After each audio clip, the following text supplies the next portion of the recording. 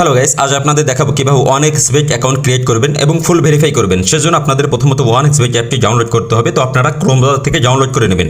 Download করার পর install করার পর এমন একটা ইন্টারফেস দেখতে পারবেন আপনারা। একটু হচ্ছে লগইন অপশন আর একটা হচ্ছে রেজিস্ট্রেশন অপশন। আমরা যেহেতু নিউ অ্যাকাউন্ট করবো, আমরা অবশ্যই রেজিস্ট্রেশন অপশনে ক্লিক করে দেবো। রেজিস্ট্রেশন অপশনে ক্লিক করে দেওয়ার পর এখানে অনেক মাধ্যম আছে। এখানে সবচাইতে সহজ মাধ্যম হলো ইন ওয়ান ক্লিক। তো আমরা ইন ওয়ান ক্লিকে ক্লিক করে দেবো।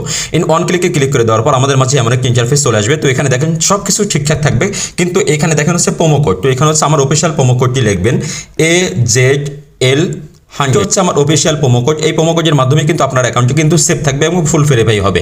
তো প্রোমো কোডটি স্ক্রিনে দেওয়া থাকবে, আপনার প্রোমো কোডটি দেখে শুনে লিখবেন। দেখে শুনে লেখার পর এখানে দেখেন একটি ঘরের মতো চিহ্ন, তো আপনারা এখানে চাপ দিয়ে দেবেন। চাপ দিয়ে দেওয়ার পর নিচে দেখেন রেজিস্ট্রেশন নামের একটা অপশন আছে। তো আপনারা সিম্পলি রেজিস্ট্রেশন অপশনে ক্লিক করে দেবেন। তো রেজিস্ট্রেশন অপশনে ক্লিক করে দেওয়ার পর I am not a robot আপনারা ভেরিফাই করে নেবেন।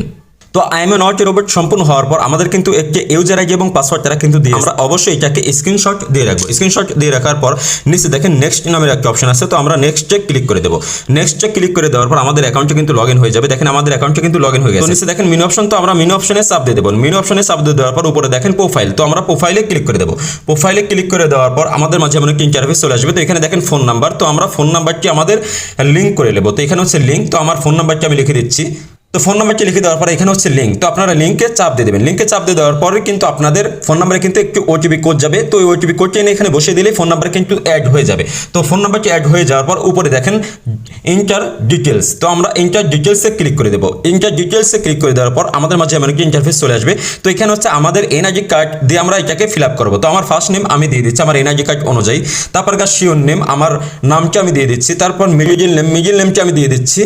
তো মিডিল নেমটি দিয়ে দেওয়া, তার নিচে দেখেন ডেট অফ বার্থ, তো আমার এনআইডি কার্ড অনুযায়ী আমার ডেট অফ বার্থটি আমি দিয়ে দিলাম। তো আপনাদেরকে আপনারা দিয়ে দেবেন। তার নিচে দেখেন প্লেস অফ বার্থ, তো আপনাদের এখানে ডিস্ট্রিক্টের নামটি আপনারা দিয়ে দেবেন। তো আমার ডিস্ট্রিক্টের নামটি আমি দিয়ে দিচ্ছি। তার নিচে দেখেন রিজন, তো রিজনে এখানে আপনাদের ডিস্ট্রিক্টের নামটি আপনারা এখানেও দিয়ে দিবেন। দেখেন সিটিতে হচ্ছে আপনাদের বিভাগের নামটি আপনারা দিয়ে দিবেন। তো আমার বিভাগের নামটি আমি দিয়ে দিচ্ছি।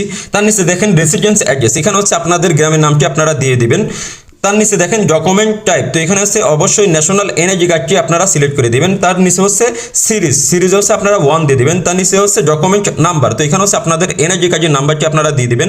আপনাদের এনআইডি কার্ডের নাম্বারটি আপনারা সঠিকভাবে এখানে লিখে দিবেন। তো আমারটি আমি লিখে দিচ্ছি। তার নিচে হচ্ছে ডেট অফ ইস্যু, আপনাদের এনআইডি কার্ডটি কত সালে পেয়েছেন এবং কত তারিখে পেয়েছেন সেটা আপনারা এখানে বসিয়ে দিবেন।